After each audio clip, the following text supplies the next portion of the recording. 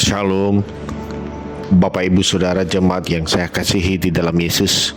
Kita akan merenungkan kebenaran firman Tuhan. Marilah kita berdoa.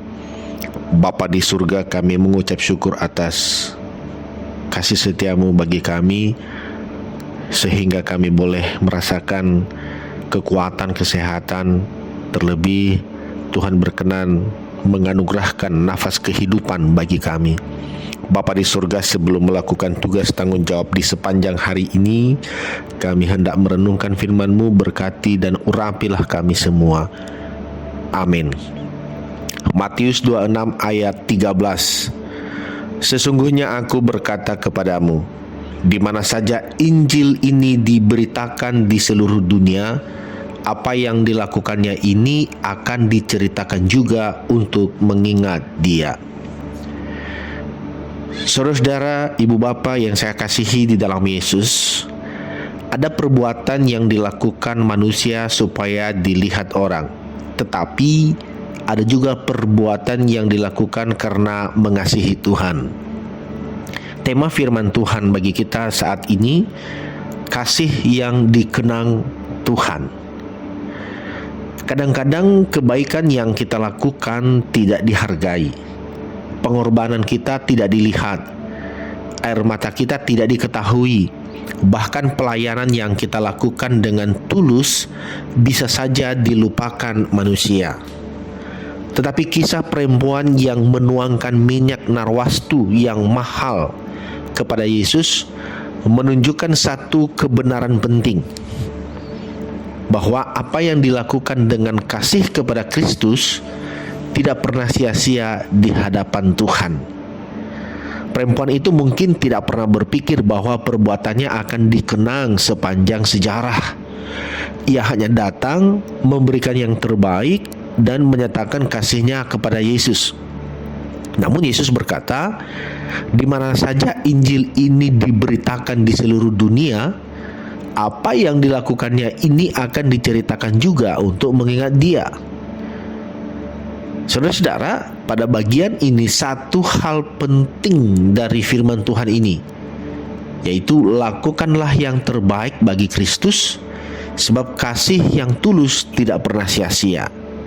Perempuan itu memberikan sesuatu yang sangat berharga kepada Yesus. Ia tidak memberikan sisa. Ia tidak memberikan sesuatu yang tidak berguna. Ia memberikan yang terbaik. Menariknya, tindakan perempuan ini mendapat kritik dari beberapa orang. Dalam ayat sebelumnya, mereka menganggap tindakan itu sebagai pemborosan. Tetapi apa yang dianggap dalam tanda petik pemborosan oleh manusia justru dipandang indah oleh Yesus. Disinilah kita belajar, nilai sebuah pelayanan tidak selalu ditentukan oleh penilaian manusia, tetapi oleh ketulusan hati di hadapan Tuhan. Mungkin ada orang yang tidak melihat pengorbanan kita. Mungkin ada orang yang tidak menghargai pelayanan kita. Mungkin kebaikan kita tidak disebut-sebut. Mungkin nama kita tidak tercatat dalam penghargaan manusia. Tidak apa-apa. Tidak perlu menjadi persoalan, masalah. Kenapa? Karena Tuhan melihat hati. Perempuan itu tidak sedang membangun nama untuk dirinya sendiri. Ia sedang memberikan yang terbaik bagi Yesus. Dan ternyata Yesus sendiri yang memastikan bahwa kisahnya tidak dilupakan. Karena itu saudara-saudara, jangan berhenti melakukan kebaikan hanya karena tidak dihargai. Tetaplah melayani, tetaplah mengasihi, tetaplah memberi, tetaplah setia, tetaplah melakukan yang terbaik bagi Tuhan. Jangan sekali-sekali bertanya, apakah orang melihat apa yang saya lakukan?